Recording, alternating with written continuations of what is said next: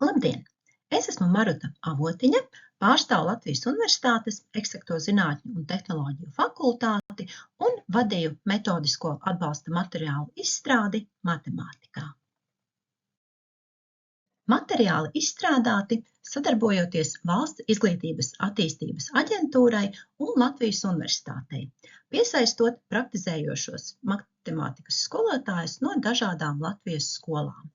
Jau materiālu izstrādes procesā dažu tematu materiāli tika aprobēti skolotāju semināros un piedāvāti arī skolām izmēģināšanai. Materiāliem ir paredzēts uzturēšanas periods, un šī perioda laikā esat aicināti sniegt savus komentārus, ieteikumus, gan pamanītās kļūdas, lai mēs varētu veikt materiālu pilnveidošanu un papildināšanu. Matemātikas mācīšanas mērķi nosaka vispārējās vidējās izglītības standarts. Skolēnam ir jāizprot matemātiku kā zināšanu un prasmju kopumu, jālieto apgūtie algoritmi, matemātiskā modelēšana un citi matemātikai raksturīgi paņēmieni dažādos kontekstos. Jāizmanto tehnoloģiju priekšrocības un jāskaidro sava darbība.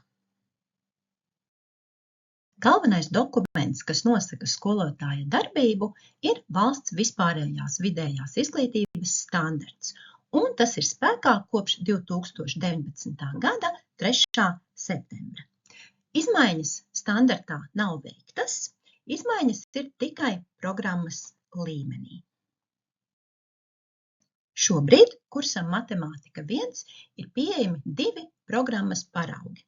Viens ir Skola 2030 izstrādātais programmas paraugs, kuru skolotājs var turpināt lietot. Otrs ir projekta izstrādātais programmas paraugs. Kā arī skolotājs pats var veidot savu programmas paraugu, ievērojot standartā norādītos sasniedzamos rezultātus. Arī kursam Matemātika 2 skolotājs var izvēlēties kādu no esošajiem programmas paraugiem, tie abi atbilst standartam, vai arī veidot programmas paraugu pats.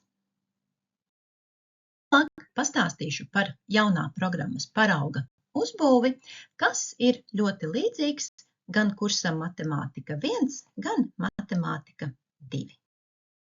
Programmas paraugs veidots, lai palīdzētu skolotājam plānot mācību procesu, balstoties gan uz matemātikas saturu, gan matemātisko kompetenci, kas ietver šādus komponentes – matemātisko argumentēšanu, problēmu matemātisku risināšanu, matemātisko modelēšanu, matemātisku attēlojumu lietošanu, matemātikas simbolu, formālās valodas un tehnikas lietošanu, kā arī matemātisko komunikāciju. Programmas paraugā ir sīkāk arī skaidrots, ko ietver katra no šīm komponentēm. Katram tematam ir norādīts temata apguvei ieteicamais laiks, temata apguves mērķis un galvenie jēdzieni, kas tiek lietoti tematā. Tālāk doti satura sasniedzamie rezultāti, tie uzrakstīti pirmajā kolonnā, otrajā kolonnā ir doti kādi raksturīgi piemēri, vai norādīts uz raksturīgām kļūdām, ko var pieļaut skolēni, vai arī sniegti kādi skaidrojumi, kas varētu palīdzēt skolotājam mācību procesā.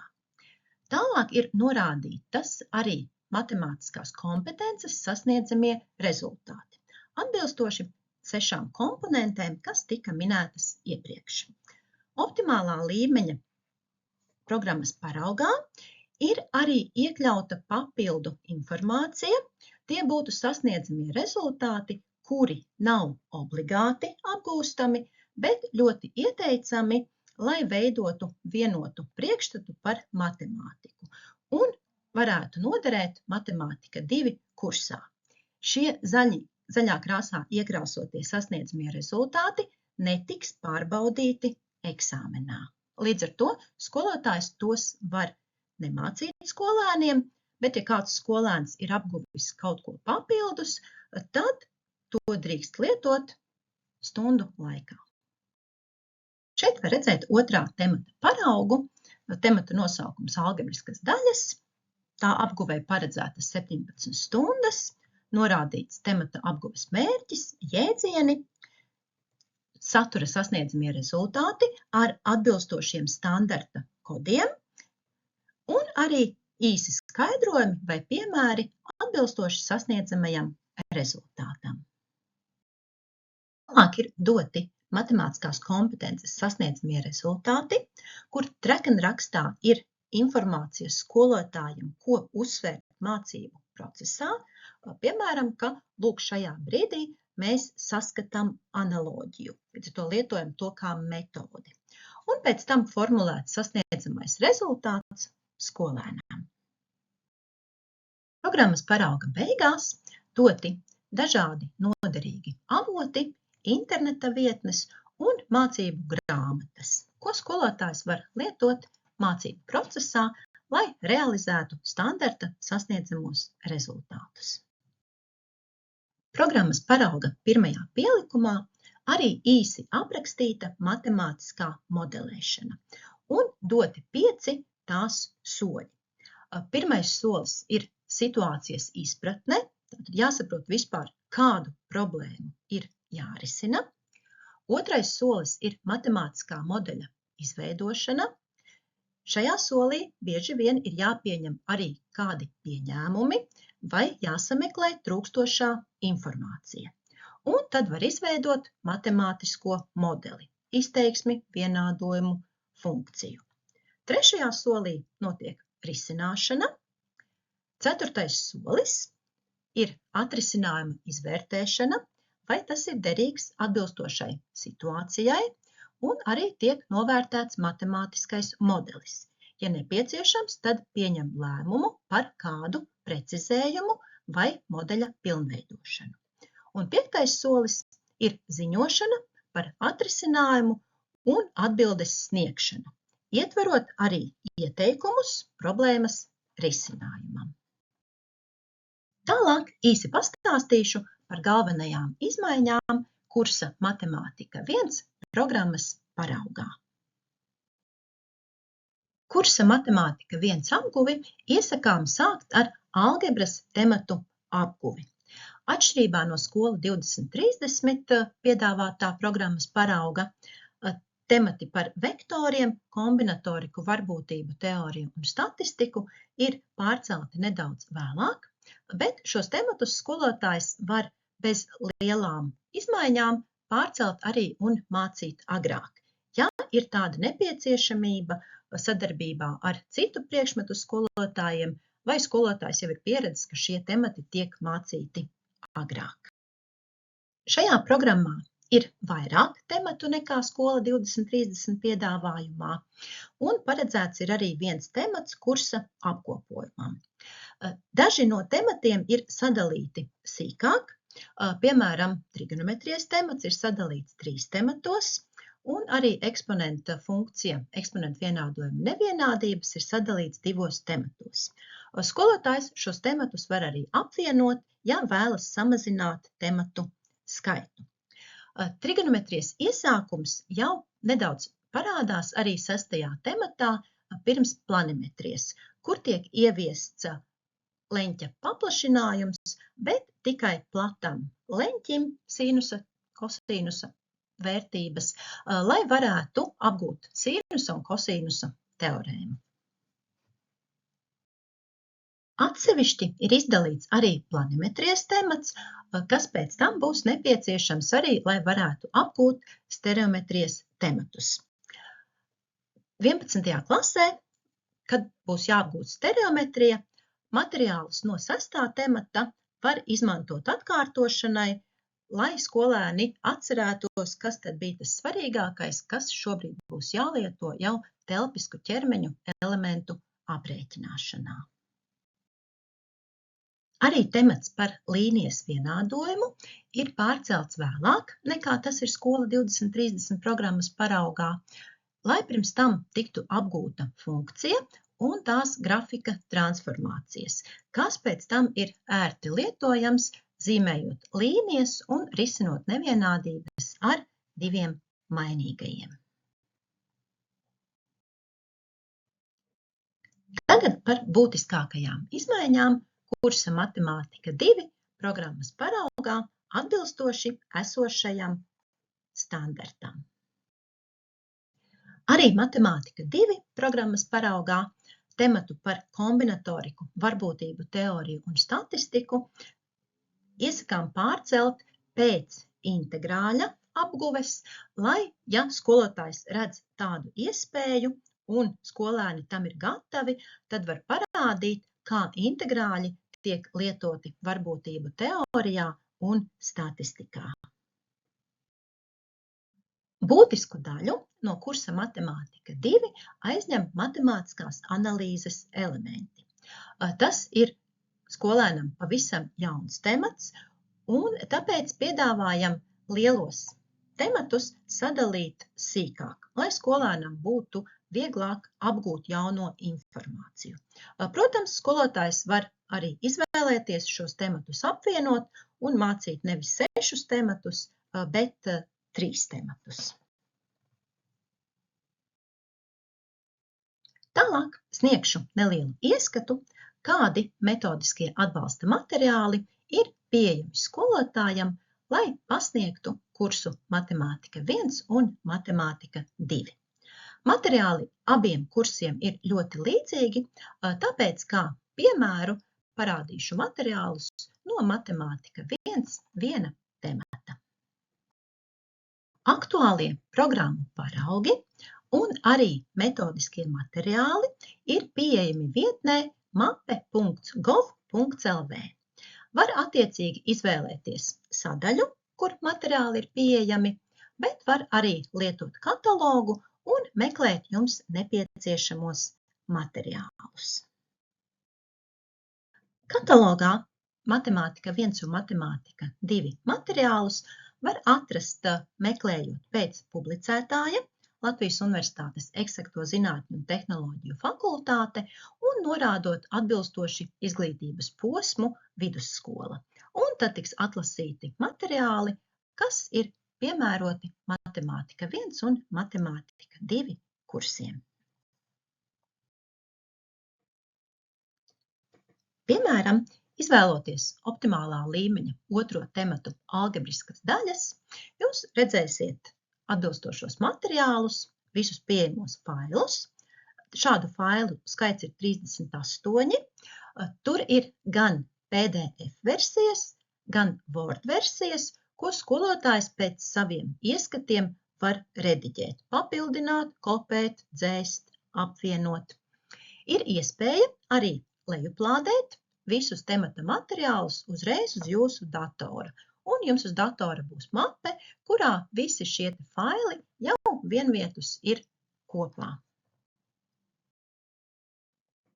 Ieteicams lietot arī citus derīgus materiālus, kas pieejami mape.gov.lv. Piemēram, ja kā publicētāju izvēlas Skola 2030, tad šeit jūs varat arī atrast vēl papildu materiālus, ko var ērti lietot mācību procesā. Gan atgādnes, gan tematu kartes, gan kāda darba lapa.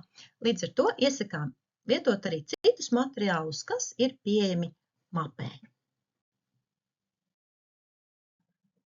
Katram tematam, kā pirmais fails, ir metodiskais fails, kas ietver visu svarīgāko par atbilstošo tematu.